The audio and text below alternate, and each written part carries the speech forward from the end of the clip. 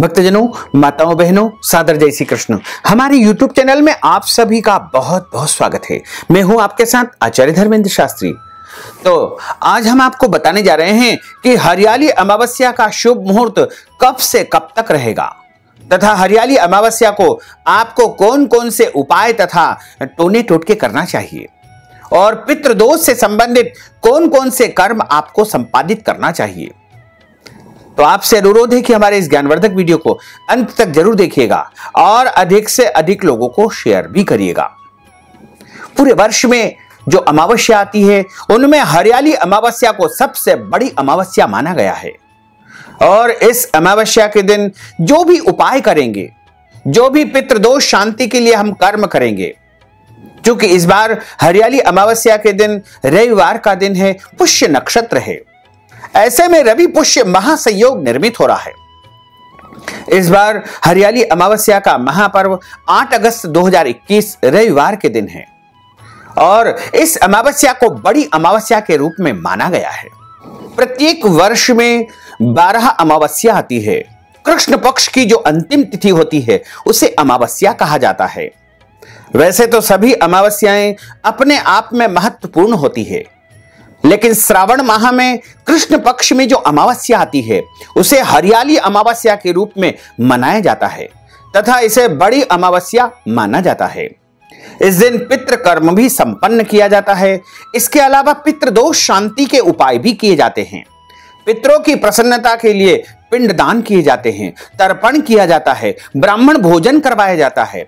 इसके अलावा इस दिन धूप ध्यान आदि कर्म पितरों की शांति के लिए किए जाते हैं। इस बार हरियाली अमावस्या का जो महापर्व है वो 8 अगस्त 2021 को है। 7 अगस्त को शाम को 7:11 से अमावस्या तिथि प्रारंभ हो जाएगी, जो कि 8 अगस्त को शाम 7:20 तक अमावस्या तिथि रहेगी। तो मध्याह्न व्यापिनी तथा सूर्योदय व्यापिनी अमावस्या तिथि 8 अगस्त 2021 रविवार को है और इस दिन सबसे खास बात यह है कि पुष्य नक्षत्र रहेगा, यानी रवि पुष्य योग में इस बार हरियाली अमावस्या का महापर्व आ रहा है। और इस महासंयोग में यदि हम कोई भी उपाय करेंगे, दान पुण्य करेंगे या फिर हम पितरों के निमित्त कोई भी कर्म करेंगे तो वह अनंत गुना हमको फल प्रदान करेगा। 8 अगस्त 2021 को आप प्रातः जल्दी उठे। जल्दी उठने के बाद नित्य कर्म से निवृत्त होकर के तीर्थ जल में जाकर के स्नान करें। पवित्र नदियां जैसे श्री गंगा जी, श्री यमुना जी, श्री नर्मदा जी या गोदावरी नदी या फिर अन्य कोई भी पवित्र जल में जाकर के स्नान करें। यदि आप तीर्थ में नहीं जा सकते हैं तो अपने घर में नहाने की बाल्टी में आपको तीर्थ जल तथा काले तिल डाल करके स्नान करना चाहिए। उसके बाद सबसे पहले आप सूर्य देव को जल चढ़ाएं। उसके बाद आप पितरों के निमित्त कुशा के द्वारा जलांजलि अर्पित करें और इसके बाद शुद्ध और सात्विक तरीके से आपको भोजन तैयार करना चाहिए। और मध्याह्न समय में दोपहर 11 बजे से लेकर के 3 बजे के बीच में आपको पितरों के निमित्त तर्पण, धूप ध्यान और अन्य पितृदोष शांति के कर्म करना चाहिए। हरियाली अमावस्या वैसे तो प्रकृति की पूजा का सबसे बड़ा त्योहार माना जाता है और इस दिन पेड़ पौधे लगाना सबसे कल्याणकारी माना गया है। समस्त पुराणों में तथा धर्म ग्रंथों में लिखा हुआ है कि हरियाली अमावस्या के दिन जो मनुष्य पेड़ पौधे लगाता है उसे अनंत गुना पुण्य फल की प्राप्ति होती है तथा इस दिन पेड़ों से रक्षा सूत्र भी बांधा जाता है। इसके अलावा इस दिन पेड़ों की पूजा की जाती है, यानी हरियाली और प्रकृति की पूजा का सबसे बड़ा यदि कोई दिन होता है तो वो हरियाली अमावस्या होता है। इस दिन यदि हम अपने पितरों के नाम से, गोत्र से एक एक पेड़ लगा देंगे तो निश्चित तौर से हमारे पितृदोष समाप्त हो जाएंगे और उन पेड़ों की हम रक्षा करेंगे, सुरक्षा करेंगे और पूरे 1 वर्ष तक उनकी देखभाल करेंगे तो निश्चित तौर से हमारे पितरों को तृप्ति प्राप्त होगी। इसके साथ ही हम यदि पीपल का पेड़ हरियाली अमावस्या के दिन करते हैं तो हमारे घर में धन धान्य की प्राप्ति होगी। और यदि हम बिल्व वृक्ष का, बिल्व पत्र का पेड़ लगाएंगे तो हमारे घर में भोले बाबा की अपार कृपा होगी। और यदि हम इस दिन वट वृक्ष का पेड़ कहीं पर भी रोपित कर देंगे तो ब्रह्मा विष्णु महेश की विशेष कृपा होगी। इसके अलावा आंखड़ी का पेड़ लगाने से भगवान सूर्यदेव अत्यधिक प्रसन्न होते हैं और मनुष्य के जीवन में अपार यश की प्राप्ति करवाते हैं, पद प्रतिष्ठा की प्राप्ति करवाते हैं, उत्तम नौकरी की प्राप्ति करवाते हैं। इसके अलावा पलाश, जिसे खांकरा भी कहा जाता है, यदि पलाश का वृक्ष, पलाश का पेड़ हम हरियाली अमावस्या के दिन लगाएंगे तो हमारे कुंडली में यदि कोई भी चंद्र दोष है तो वो समाप्त हो जाएगा और चंद्रमा की अपार कृपा हमारे जीवन पर हमेशा हमेशा के लिए बनी रहेगी। इसी प्रकार यदि हम खेर का जो पेड़ होता है वह यदि हरियाली अमावस्या के दिन लगा देंगे तो हमारा मंगल दोष समाप्त हो जाएगा और हमारी कुंडली में किसी भी प्रकार का कोई मंगल से संबंधित पीड़ाएं हैं तो वो भी समाप्त हो जाएगी। इसी प्रकार यदि आदि झाड़ा, जिसे अपामार्ग कहा जाता है, अपामार्ग यदि हम हरियाली अमावस्या के दिन कहीं पर भी रोपित करेंगे तो हमारी कुंडली में बुध से संबंधित दोष समाप्त हो जाएंगे और बुध ग्रह की हमारे जीवन पर अपार कृपा बनी रहेगी। इसी प्रकार पीपल का वृक्ष लगाने से देवगुरु बृहस्पति अत्यधिक प्रसन्न होते हैं। इसके अलावा माता महालक्ष्मी भी पीपल के वृक्ष को रोपित करने से अत्यधिक प्रसन्न होती है। वैसे तो पीपल का वृक्ष लगाने से सारे देवी देवता प्रसन्न हो जाते हैं, लेकिन विशेष करके बृहस्पति देव का वृक्ष पीपल माना जाता है। तो देव गुरु की प्रसन्नता के लिए पीपल का वृक्ष हरियाली अमावस्या के दिन लगाना चाहिए। इसी प्रकार यदि हम गूलर का वृक्ष कहीं पर भी हरियाली अमावस्या के दिन लगा देंगे तो शुक्र ग्रह की अपार कृपा होगी और हमारे जीवन में यश आएगा, वैभव आएगा, धन धान्य आएगा और सभी प्रकार की भौतिक सुख सुविधाएं हमको प्राप्त होती रहेगी। यदि हम शमी का वृक्ष हरियाली अमावस्या के दिन लगाते हैं तो भगवान शनिदेव की अपार कृपा हमारे जीवन पर बरसेगी। यदि आपके ऊपर 7.5 शनि चल रहा है या अड़ैया शनि चल रहा है तो आप शमी का वृक्ष जरूर लगाएं और शमी के वृक्ष की पूजा भी करें। इसी प्रकार यदि हम राहु की कृपा को प्राप्त करना चाहते हैं तो हमें दूर्वा लगानी चाहिए। वहीं केतु की कृपा को प्राप्त करने के लिए हमें कुशा रोपित करना चाहिए। इस प्रकार नवग्रहों की शांति के लिए इन वृक्षों का रोपण आप कर सकते हैं। वैसे तो वट वृक्ष लगाने से नवग्रह प्रसन्न होते हैं, बिल्व पत्र का वृक्ष लगाने से भी नवग्रह प्रसन्न होते हैं। इसके अलावा आप चाहें तो नीम का वृक्ष भी लगाएं। नीम का वृक्ष लगाने से भी त्रिदेव यानी ब्रह्मा विष्णु महेश प्रसन्न होते हैं। अशोक का वृक्ष भी आप लगा सकते हैं। इसके अलावा मनी प्लांट भी आप लगा सकते हैं और भी अन्य कई प्रकार के जो पौधे हैं आप उनको अवश्य ही कहीं पर लगा करके उनकी पूजा अर्चना करें तथा उनकी रक्षा तथा सुरक्षा का वचन ले। हरियाली अमावस्या बड़ा ही पावन दिन माना जाता है और इसे बड़ी अमावस्या के रूप में माना जाता है। हरियाली अमावस्या के दिन आपको क्रोध नहीं करना चाहिए, झूठ नहीं बोलना चाहिए। इस दिन लड़ाई झगड़ा वाद विवाद बिल्कुल नहीं करना चाहिए। घर के बड़े बुजुर्ग माता पिता सास ससुर का अपमान नहीं करना चाहिए और इस दिन वैवाहिक दंपति को यानी पति पत्नी को ब्रह्मचर्य व्रत का पालन करना चाहिए। एक दूसरे से दूरी बना करके रखना चाहिए। और हरियाली अमावस्या के दिन आप विशेष रूप से ध्यान रखें कि यदि आपके घर पर कोई भी याचक आता है, कोई ब्राह्मण आता है, कोई साधु संत आता है, कोई मांगने वाला आता है तो उसे खाली हाथ नहीं लौटाना चाहिए। अपने सामर्थ्य तथा शक्ति के अनुसार उसे कुछ न कुछ दान पुण्य अवश्य ही करना चाहिए। इसके अलावा हरियाली अमावस्या के दिन दाढ़ी कटिंग नहीं करवाना चाहिए। हरियाली अमावस्या के दिन गौ माता की सेवा करना चाहिए और किसी भी प्राणी मात्र को इस दिन कष्ट नहीं पहुंचाना चाहिए, क्योंकि ईश्वर अंश जीव अविनाशी, प्रत्येक जीव में ईश्वर का वास माना गया है। इसी प्रकार हरियाली अमावस्या के दिन हमको प्रत्येक मानव मात्र की सेवा करना चाहिए, अनाथ लोगों की सेवा करना चाहिए और जो बीमार लोग रहते हैं उनको दवाई का दान किया जा सकता है, फलों का दान किया जा सकता है। इसके अलावा हरियाली अमावस्या के दिन यदि हम तर्पण करके, श्राद्ध करके ब्राह्मणों को भोजन करवाएंगे तो हमारे पितृ तृप्त होंगे। क्योंकि जैसे ही अमावस्या तिथि आती है उसी समय पितृलोक के द्वार खुलते हैं और हमारे सारे पितृ, हमारे सारे मृतक परिजन वायु के रूप में हमारे घर के आसपास आ जाते हैं। और जब हम उनके निमित्त धूप ध्यान करते हैं, तर्पण करते हैं, पिंडदान करते हैं, ब्राह्मणों को भोजन करवाते हैं, तो वो अत्यधिक प्रसन्न होते हैं और हमारे जीवन में, हमारे घर में, हमारे परिवार में सुख, शांति, समृद्धि का आशीर्वाद प्रदान करते हैं। क्योंकि जीवन में जो अधिकतम समस्याएं उत्पन्न होती है वो पितृदोष के कारण होती है। यदि आपके घर परिवार में पितृदोष है तो आपको पढ़ाई में बहुत ज्यादा रुकावट आएगी, आपके मन में अस्थिरता रहेगी और आपका मन किसी भी कार्य में नहीं लगेगा। आपके घर परिवार में बहुत ज्यादा रोग की स्थिति निर्मित हो सकती है। आपके घर में गरीबी का आगमन शुरू हो जाता है, आपके घर में दरिद्रता आने लगती है तथा घर परिवार के सदस्यों के बीच में क्लेश होता है, लड़ाई झगड़ा होता है, पति पत्नी के बीच में मतभेद की स्थिति उत्पन्न हो जाती है। इसी प्रकार घर में कुंवारे लड़के या लड़कियां होती है, उनके विवाह में बाधाएं उत्पन्न होती है, संतान प्राप्ति में रुकावट पैदा होती है।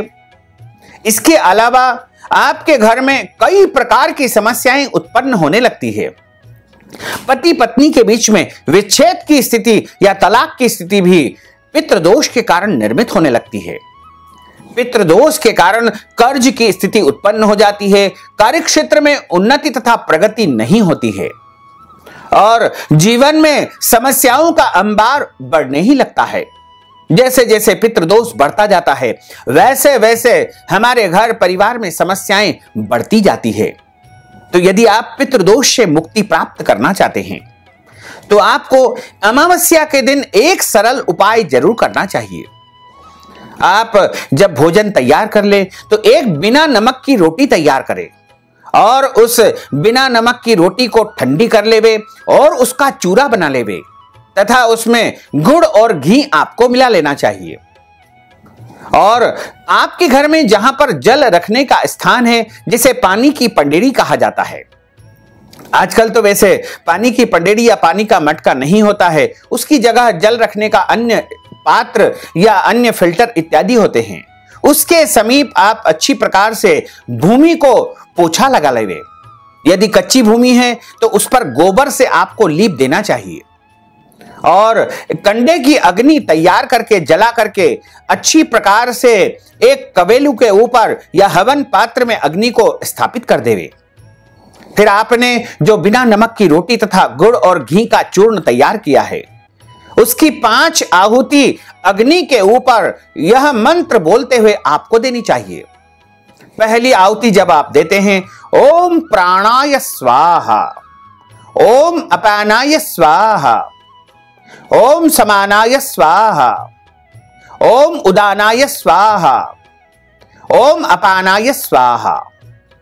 इस प्रकार 5 बार आपको बोलना चाहिए। ओम प्राणाय स्वाहा, ओम अपानाय स्वाहा, ओम व्यानाय स्वाहा, ओम समानाय स्वाहा, ओम उदानाय स्वाहा।